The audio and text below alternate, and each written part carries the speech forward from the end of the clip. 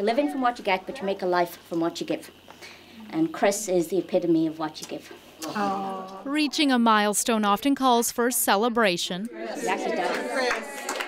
And when that milestone is a retirement from 22 years in the nonprofit sector, well, a few informal speeches. Your great intellect and enthusiasm and creativity. And a couple of genuine hugs is the least you can ask for. I thank you all. It's been a great 22 years. My children and my husband laugh when we go around in the car and I say, oh, there's that nonprofit. Oh, there's that nonprofit. Oh, I'll meet you near that nonprofit, because I kind of gauge where we're going based on nonprofits. I guess after 2 decades of working for the United Way, a charity that connects people to community resources, the importance of nonprofits has really defined Chris Poirier-Skelton. Hi, this is Chris. But she's seen struggle in this industry and says in this day and age, nonprofits have to be extremely resilient. The challenges are higher. The people in the nonprofit sectors have to become more specialized than they ever did before.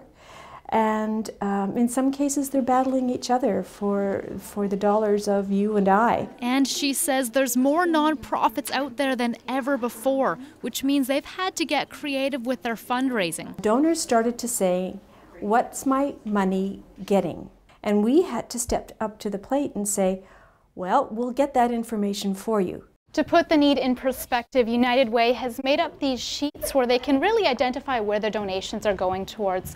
So one example they have is $2 a paycheck, or $52 a year, will give supper every night for a woman in a shelter for a whole month. Now this is just one example of how those donations are used. What we're talking about right now is numbers.